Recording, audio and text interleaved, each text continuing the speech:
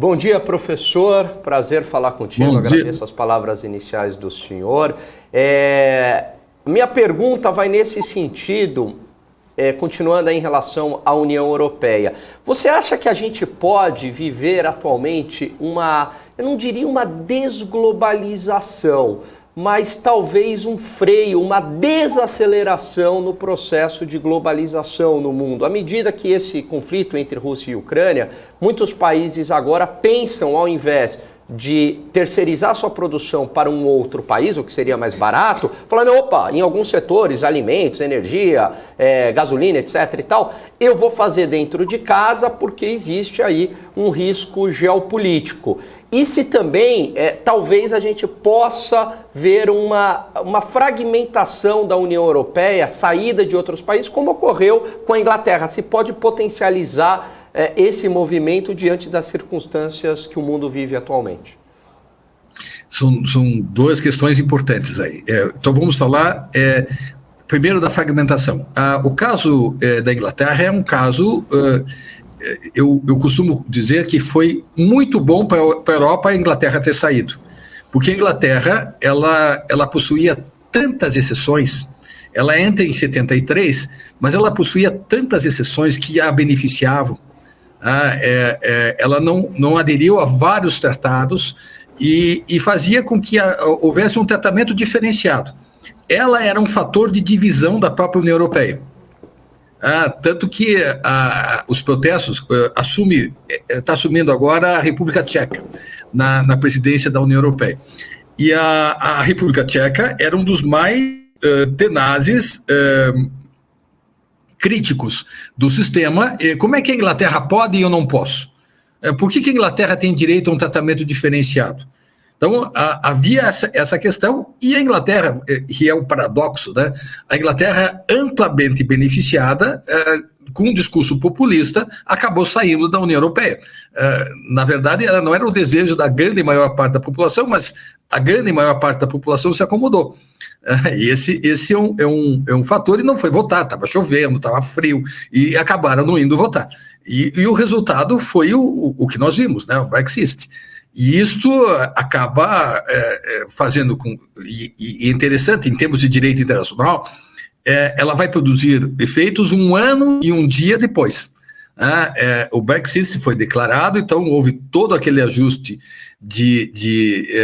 para a saída negociada da Inglaterra da União Europeia, e ela saiu ótimo, e eu acho que foi uma grande coisa para a União Europeia. Só que depois nós tivemos a Covid e tivemos a guerra. Aí, neste cenário, nós temos novos desafios. Guerra não é bom para ninguém.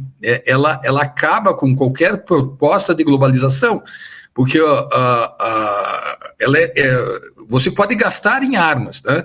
E é uma coisa muito interessante que os 5 membros permanentes do Conselho de Segurança, eles são responsáveis por 92% da venda de armas no mundo. Então, eles fazem a própria... eles estão lá como para garantir a segurança coletiva, a segurança do mundo, e, ao mesmo tempo, eles que mais vendem armas. Ou seja, seriam muitas guerras por procuração. O fato é que agora nós temos uma guerra que tem a participação direta de um dos membros do Conselho de Segurança. Isso cria algum problema. Por que cria um problema? Para a Europa, principalmente, evidente. Não esqueça que nós estamos saindo da Inglaterra, a crise que a Inglaterra provocou, a crise do Covid e a crise do próprio conflito. Então, nós estamos em uma situação que também você tem que pensar, quais são os cenários que nós temos para o futuro? São cenários complexos. Você bem lembrou da questão da China. Anteriormente, na tua exposição, a China, ela tem a própria aplicação da teoria dos jogos. Eu já comentei aqui no passado. Para a China, qual que é o grande negócio? Fazer negócio com os Estados Unidos ou pegar um pequeno território ali em Taiwan? Vamos fazer negócio com os Estados Unidos. Fica mais fácil você ameaçar. Essa é a grande realidade. Hoje está sendo comemorado, hoje ou ontem foi comemorado a ocupação, ontem, a ocupação em Hong Kong. A Hong Kong hoje aquela política de um Estado e dois governos está presente em Hong Kong. Hong Kong vai perder sua importância global com a ascensão de Xangai e da zona econômica das EPS chinesas. Então, Hong Kong ela perde um pouco de sua importância estratégica. Isso, e paga também o preço de um cerceamento da liberdade, como acontecia de outrora. Então, tudo isso, o europeu se preocupa com isso? Se preocupa. Ele não esqueça que com todas essas questões, a diminuição relativa da importância da Europa Ocidental em face da economia do mundo existe, mas será na Europa Ocidental que vão ser decididos sempre o futuro do mundo.